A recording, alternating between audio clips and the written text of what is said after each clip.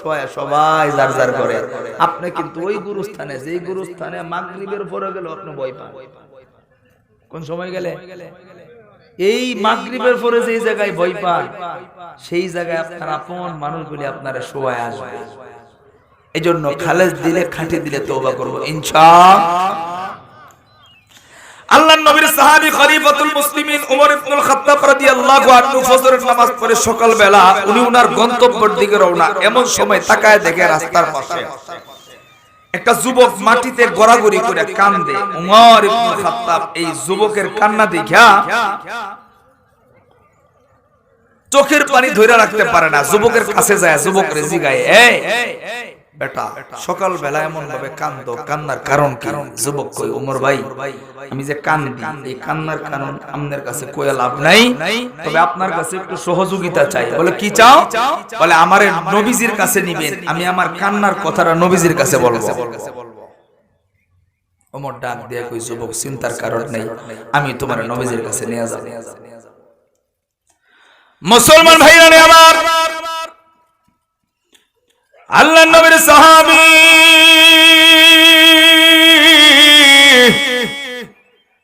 খলিফাতুল মুসলিমিন ওমর ইবনুল খাত্তাব রাদিয়াল্লাহু আনহু যুবকটারে সঙ্গে কইরা লইয়া আল্লাহর নবীর হুজরা খানার সামনে হাজিরা, অর্থাৎ আল্লাহর নবীর দরজার সামনে হাজিরা।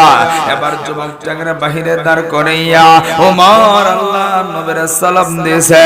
আল্লাহর নবী সালামের জবাব দিয়া ওমরের চেহারার দিকে তাকা দেখি ওমরের চোখ বাবা ঝরঝর কইরা পানি পড়ে। আল্লাহ নবী ডাক দিয়া কই, ওমর রে এমন ভাবে সকাল বেলা তুমি কেন কান্দো? তোমার কান্নার কারণ ডাকে। ওমর ডাক দিয়া কই, নবী গো আমি আমার কোনো কারণে কান্না করি না, একটা যুবকের কান্না দেখা আমি ওমর চোখের পানি ধইরা রাখতে পারি না। আল্লাহ নবী ডাক দিয়া কই, এই যুবকটা কেন কান্দে? যুবকটার কান্নার কারণ ডাকে।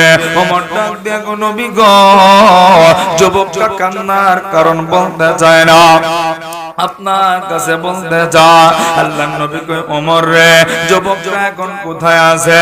ওমর ডাক দিয়া কই, নবীজি যুবকটা হুজরা খানার বাইরে দাঁড়ায় আছে। আল্লাহর নবী ডাক দিয়া কই, ওমর রে যুবকটাকে আমার সামনে হাজির করো, আমি যুবকটার সঙ্গে কথা বলবো। যুবকটাকে আল্লাহর নবীর সামনে বসানো হলো। ওমর ঘরের বাইরে দাঁড়ানো। যুবকটা নবীজির সামনে বইসা মাথাটা নিচের দিকে দিয়া ফুপায়া ফুপায়া চোখের পানি ফেলা কান্দে। আল্লাহর নবী ডাক দিয়া কই, যুবক এমন ভাবে সকাল বেলা তুমি কেন কান্দো? তোমার কান্নার কারণ ডাকে। যুবকটা ডাক দিয়া কই, নবীজি আমার জীবনে অনেক বড় গুনাহ করেছে, নবী গো আমার জীবনে অনেক অন্যায় করেছে। আমার দিল বলে আমার আল্লাহ আমার এই বড় গুনাহটা আল্লাহ মাফ করব না, আমার আল্লাহ ক্ষমা করব না, আমি মনে হয় জাহান্নামী হয়ে যাব। আল্লাহ নবী ডাক দিয়া কই, যুবক তোমার গুনাহটা কত বড় হয়েছে? হে যুবক তোমার অন্যায়টা কত বড় হয়েছে? হে যুবক তুমি কি জমিনের চাইতেও বড় গুনাহ করছো নি? যুবকটা কান্দে আর কই, নবী যে আমার দিল বলে আমি জমিনের চাইতেও বড় গুনাহ করেছে। আল্লাহ নবী ডাক দিয়া কই, যুবক তুই কি লৌহ কলম চন্দ্র সূর্য সবকিছুর চাইতেও বড় গুনাহ করছো নি? যুবকটা কান্দে আর কই, নবী গো আমার দিল বলে আমি গোটা পৃথিবীর সব কিছুর চাইতেও বড় গুনাহ করেছে। আল্লাহর নবী ডাক দিয়া কই, তোমার জীবনে গুনাহ যত বড় হোক না কেন তুমি যদি খালেজ দিলে তওবা করো আল্লাহ তোমার গুনাহটা মাফ করে দিবে, কারণ আল্লাহর চাইতে দয়াময় আর কেউ না। আল্লাহর নবী কই, জীবনে কি গুনাহ করেছো? তুমি যদি না বলো তাইলে আমি কেমন করে সমাধান করব, আমি কেমন করে সমাধান দেব। এবার যুবকরা নবীজির সামনে বইসা মাথাটা নিচের দিকে দিয়া ফুপায়া ফুপায়া চোখের পানি ফেলায় কান্দে। আল্লাহর নবীকে ডাক দিয়া কই, নবী গো, আমার নেশা এবং পেশা এই মদিনার কোন মানুষ যখন মারা যায় তার আপনজনরা তারা গোসল করাইয়া কাফনের কাপড় পরাইয়া নবী গো জানাজাটা পড়াইয়া সবাই যখন যার যার গন্তব্যে এই মানুষটার যখন কবরস্থ কইরা সবাই যখন যার যার গন্তব্যে চলে যায়, নবী গো আমি আমার গন্তব্যে যাই না, আমি ওই কবরের পাশে যাইয়া মাটি গুলি বা গুলি চাটাই গুলি সরাইয়া নবী গো ওই কবরের ভিতরে মৃত্যুতে গোটারে উলঙ্গ কইরা আমি কাফনের কাপড় চুরি কইরা আমি বাজারে বিক্রি করি। এইটা হইল আমার নেশা, নবী গো এইটা হইল আমার পেশা। এই কাফনের কাপড় বিক্রি কইরা আমি আমার পরিবার চালাই। নবীজি এই কাফনের কাপড় বিক্রি কইরা অর্থ উপার্জন করে। আল্লাহর নবীর সামনে যুবকটা কান্দে আর ডাক দিয়ে কই, নবীজি 3 দিন পূর্বের ঘটনা, এই মদিনার একজন সুন্দরী একজন রূপবতী যুবতী কন্যা মারা গেছে। তার আপনজনরা তারে গোসল করাইয়া কাফনের কাপড় পরাইয়া নবীজি জানাজাটা পড়াইয়া সবাই যখন মেয়েটারে কবরস্থ কইরা যার যার গন্তব্যে চলে গেছে, নবীজি রাত্র গভীর এলাকার সব মানুষগুলি ঘুমায় গেছে। ওগো নবীজি আকাশটা স্তব্ধ হয়ে আছে। আমি রাত্রে বেলা মেয়েটার কবরের পাশে যাইয়া মাটি গুলি বাঁশ গুলি চাটাই গুলি সরাইয়া এই মেয়েটার কবরে নেইমা মেয়েটার উলঙ্গ কইরা কাফনের কাপড় চুরি কইরা আমি কাফনের কাপড় লইয়া আমি আমার গন্তব্যের দিকে যখন রওনা হই, নবীজি এমন সময় আমার দিলের ভিতরে শয়তান একটা ধোঁকা দিল। এ যুবক, এই যুবতী কন্যাটারে কবরে রেখা, এ যুবক, এত সুন্দর একটা যুবতী কন্যা তোমার এই 2 চক্ষু কোনদিন দেখে না। আহারে তোমার কান কোনদিন এমন সুন্দর, তোমার চোখ কোনদিন দেখে না, তোমার মেজাজ কোনদিন কল্পনা করতে পারে না। এ যুবক, একটু তুমি তাকায় দেখো না, এই মেয়েটা এত সুন্দরী এত রূপবতী তোমার জীবনে কোনদিন দেখো না। যুবকটা কান্দে আর কই, নবী গো আমি শয়তানের ধোঁকায় পড়া গেলাম। একটা দৌড় দিয়া কবর পাশে যাইয়া আলো জ্বালাইয়া নজর কইরা আমি মেয়েটার দিকে তাকায় দেখে এত সুন্দর আমার জীবনে আর কোনদিন দেখি না। নবী গো মেয়েটার একটা নজর আমি তাকা দেখার পরে আর আমি দাঁড়ায় থাকি নাই, আবার কাফনের কাপড়টা লইয়া আমি আমার গন্তব্যের দিকে যখন রওনা হলাম, এমন সময় শয়তান আবার আমার দিলে ধোঁকা দিল। এ যুবক, একা একাই মেয়েটা কোথাও বলতে পারে না, হাতও নাড়াইতে পারে না। চাইলে মেয়েটার সঙ্গে মেলামেশা করতে পারো, মেয়েটার সঙ্গে মনের কায়সাতরা মেটাইতে পারো। এই মেয়েটা কথা বলতে পারে না, এই মুহূর্তে হাতও নাড়াইতে পারে না, এলাকার কোন মানুষও তোমারে দেখবে না। যুবকটা কান্দে আর কই, নবীজি আমি শয়তানের ধোঁকায় পইরা গেলাম, একটা দৌড় দিয়া কবরের ভেতরে নেইমা মৃত দেহটার সঙ্গে জিনা কইরা মনের চাহিদাটা মিটাইয়া মেয়েটার সঙ্গে কুকর্ম কইরা আমি আবার আমার গন্তব্যের দিকে রওনা। ওগো নবীজি, যখন আমি রওনা হয়ে গেলাম, এমন সময় আমার কানের ভিতরে আওয়াজ আসলো, মনে হইল আমার আল্লাহ ওই মৃত মেয়েটার জবানটা আল্লাহ খুইলা দিয়েছে। এ বন্ধু, একটু খুব খেয়াল করে কথাগুলি শুনবে না আমার ভাইরা, বাবারা, বন্ধুরা, আল্লাহর গোলাম। যুবকটা চোখের পানি ফেলে কান্দে আর ডাক দেয়া কই, নবী গো আমি শুনতে পাই। মেয়েটা ডাক দেয়া কই, যুবক আমার দেহের ভিতরে কোনো কলঙ্ক ছিল না, আমার দেহের ভিতরে কোনো নাপাকে ছিল না। আমার দেহের ভিতরে কোনো কলঙ্কের পোশাক ছিল না, আমার দেহটার নাপাক বানায় কাল কিয়ামতের ময়দানে আল্লাহর দরবারে আমি বিচার দাঁড় করাবো, আমি তোকে ছাড়ব না। আল্লাহর গোলামটা চোখের পানি ফেলায় কান্দে আর ডাক দিয়া কই নবী গো আজকে 3 দিন হয়ে গেছে আমি ওই কবরের পাশ থেকে দৌড়ে বাড়িতে ঢুকেছে। এই 3 দিনের ভিতরে নবী গো ঘুমাইতে চায়, আমার চোখে কোনো ঘুম নাই। নবী গো আমি খাবার খাইতে যাই, খাবার খাইতে পারি না। ওগো নবীজি 3 দিন হয়ে গেছে এক ফুটা পানি আমি খাইতে পারি নাই, এক লুকমা খাবারও খাইতে পারি না। আমার মনে হয় আমারে বুঝি জাহান্নামে দৌড়ায়। আমার মনে হইল এই যে বুঝি আজরাইল আইসা গেছে, এই চিন্তায় আমি ঘুমাইতে পারি না। নবী গো এত বড় গুনাহ করছি, আপনার কাছে একটু জানবার চাই আমার আল্লাহ কি আমার এই গুনাহটা maaf করবে? আল্লাহর নবী চিন্তা করে আর ডাক দিয়া কই যুবক এত বড় গুনাহ করছো, তোমারে আল্লাহ maaf করব কিনা এই কথাটা আমি এই মুহূর্তে বলতে পারবো না। যাও যাও আমার কাছ থেকে তুমি বিদায় হয়ে যাও। এ যুবক ভাইরা, বৃদ্ধরা, আম্মারা, আল্লাহর গোলামটা চোখের পানি ফেলাইয়া এ বন্ধু আল্লাহর নবী ডাক দিয়ে কই যুবক গুনাহ তোর maaf হবে কিনা জানি না। এই কথা শুইনা যুবকটা চোখের পানি ফেলাইয়া একটা দূর দিয়া পাহাড়ের উঁচায় উঠা একদিন 2 দিন না একাধারে 40 দিন পর্যন্ত চোখের পানি ফলায় ফলায় কান্দে।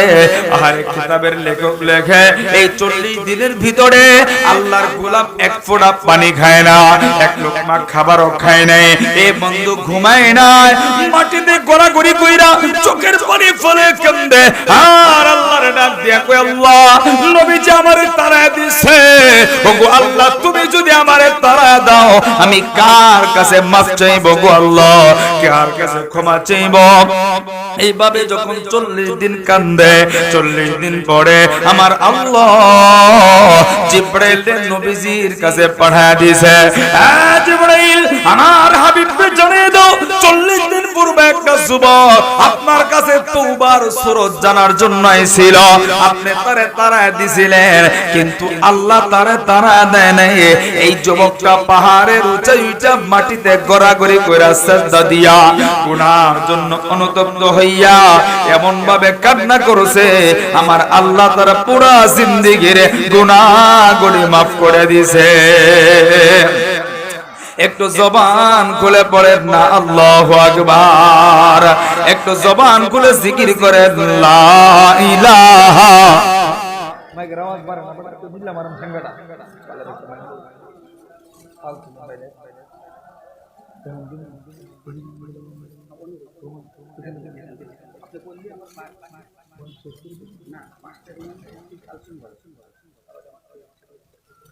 এ বসেন, কই যায় একটু জবান খুলে জিকির করেন লা ইলাহা ইল্লাল্লাহ, লা ইলাহা, আরো জোরে লা ইলাহা ইল্লাল্লাহ, লা ইলাহা, লা ইলাহা ইল্লাল্লাহ মুহাম্মাদুর রাসূলুল্লাহ।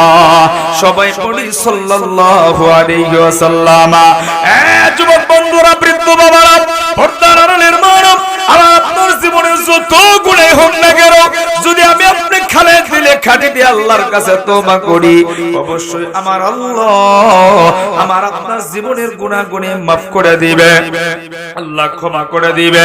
এই বন্ধু আমি লম্বা করছি না, 1 নাম্বার মাইকটা বেশি ভালো না, 2 নাম্বার মাগরিবের সময় হয়ে গেছে। এ বন্ধু 2টা মিনিটের ভিতরে আমি বয়ানটা গুছিয়ে নিব। তবে বন্ধু কার জানি কখন কার দুয়ারে আজরাইল এসে যায়। এ বন্ধু মরণটা আসার আগে এ বন্ধু তোমার বাড়িটা তোমার আপন না, তোমার গাড়িটা তোমার আপন না, জমিটা তোমার আপন না। এ বন্ধু তোমার পাশে বন্ধু বসা বন্ধুটা আপন না, তোমার আমার আপন হইল তোমার নেকামত, তোমার আপন হইল তোমার চোখের পানি।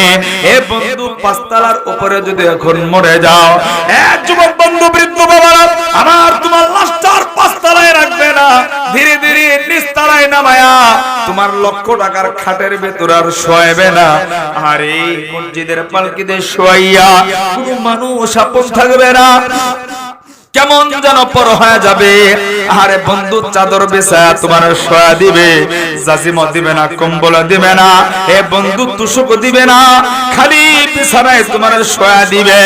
আরে বন্ধু গোসল দিয়া জানাজার প্রস্তুতি হয়ে যাবে। এ যুবক ভাইরা, কাদেরকে তুমি আপন মনে করো? এই মুহূর্তে যদি আমি তুমি দুনিয়ার জমিন থেকে বিদায় হয়ে যায়, এ বন্ধু সবাই যার যার কাজে যাবে, মসজিদের মাইকে এলান হবে, এ বন্ধু তোমার আমারে প্যাকেট কইরা অবশ্যই কবরের ভিতরে রাখা দিবে। এ বন্ধু কবরটা যেন শান্তির জায়গা হয়, এইজন্য আজকের মাহফিলে ওয়াদা করো আর জীবনে কোনোদিন গুনাহ করব না।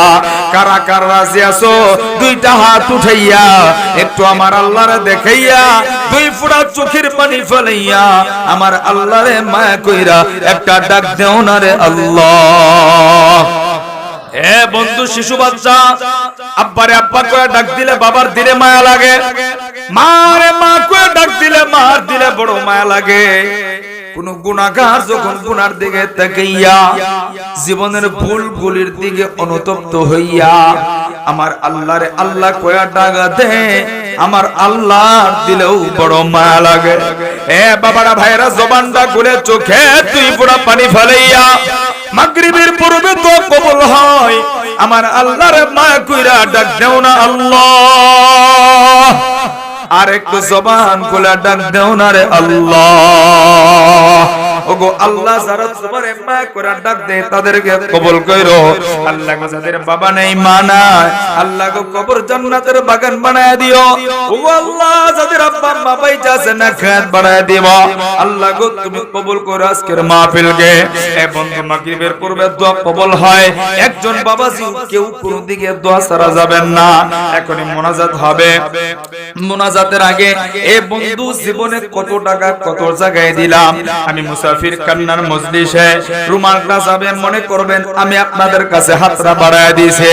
লক্ষ টাকা চাবো না, 1000 টাকাও চাবো না, প্রত্যেকটা মানুষ পকেটে হাত ঢুকায়া বিসমিল্লাহ কইয়া একটা কোরআন শরীফ কিনলে 100 টাকা লাগে।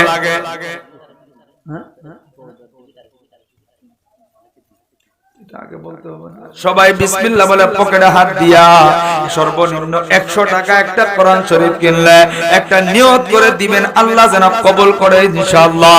ও মালিক, টাকা দেখো না, একজন মানুষও বাকি থাকবেন না। এমন কেউ কে আছেন না হুজুর গো আমার বাবা নাই মা নাই, আমি আল্লাহর ঘর এই মসজিদের জন্য 2000 5000 1000 টাকা দেব ইনশাআল্লাহ। আমার বাবা 200 টাকা যারা আমার হাতে দিবেন, আমার হাতেও দিতে পারেন। এমন কেউ কে আছেন হুজুর গো আমি 1000 টাকা 2000 টাকা 500 টাকা আমার কাছে নগদ নাই, আগামী কালকে এক সপ্তাহ অথবা আব্দুল